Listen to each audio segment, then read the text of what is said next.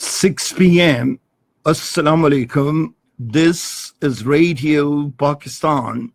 The news read by Daman Zaman.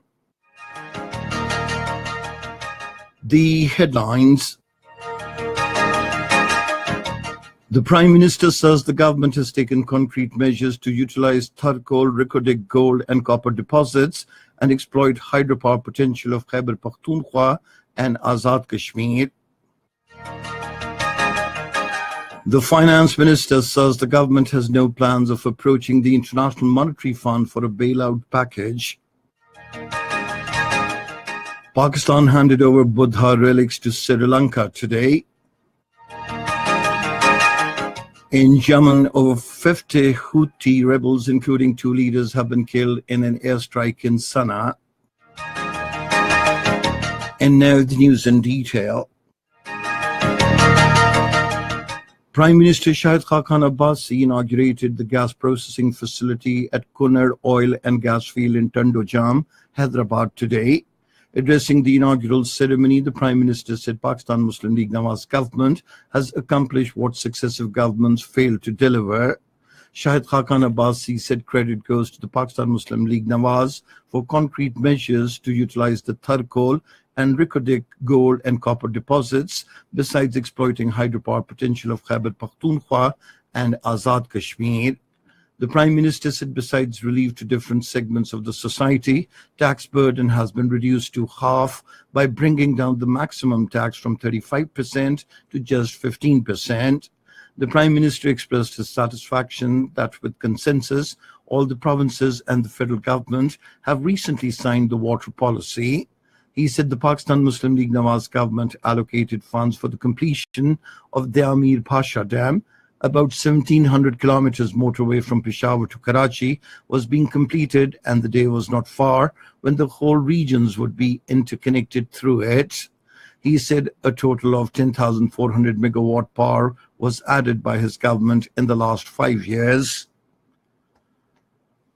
The Finance Minister, Miftah Ismail, says the government has no plans of approaching the International Monetary Fund for a bailout package. Speaking at a post-budget news conference in Islamabad today, he said the measures taken by the government since December last year, including changes brought to the currency markets, will help it avoid seeking another bailout. He said foreign exchange reserves will further increase in the month of June. He said the government today secured $1 billion financing. The National Electric Power Regulatory Authority has decreased the rate of electricity by 1.8851 per kilowatt hour on account of variations in the fuel charges for the month of March 2018. The authority said this reduction will apply to all the consumer categories except lifeline consumers, domestic consumers consuming up to 300 units, and agriculture consumers. On the eve of the annual birth anniversary celebrations of Gautam Buddha, Pakistan handed over relics of Buddha to Sri Lanka today. The Joint Secretary, National History and Literary Heritage, Abdul Majid Niazi, handed over the relics to the Sri Lankan High Commissioner in Pakistan, Jayanath C.P. Lokugu Takadage, after signing the agreement to this effect in Islamabad today. In occupied Kashmir, the Indian police assaulted and arrested the chairman Jammu and Kashmir Liberation Front Mohammad Yasin Malik in an injured condition in Srinagar today. In a statement, the Jammu and Kashmir Liberation Front said the police intercepted Mohammad Yasin Malik along with party leader Bashir Ahmed Kashmiri near Ghaussia Hospital in Khan Yar when he was on his way to Jamia Masjid Srinagar to take part in a peaceful protest called by the Joint Resistance Leadership against the continued illegal detention of leaders, unabated killing of youth, and use of brute force on students by the Indian forces. In Afghanistan, 13 people, including 2 soldiers, were killed and 32 wounded in a spate of attacks and explosions in different parts of the country today. 6 civilians, including 2 soldiers, were killed and 5 wounded when a Taliban suicide bomber attacked an army base in Helmand province. In another report in eastern Nangarhar province, 5 people were killed and 15 wounded in separate attacks. In Somalia, 4 officers were killed when a suicide bomber blew himself up in a military camp in the town of Galkayo today. The Al-Qaeda-linked Al-Shabaab group has claimed responsibility for the attack.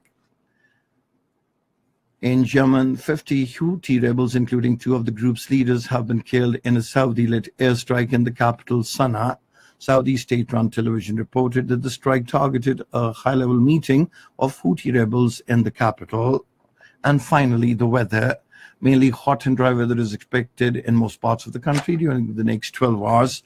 However, light rain thunderstorm may occur at a few places in Gilgit-Baltistan, Kashmir, and its adjoining hilly areas. And that is the end of this news bulletin.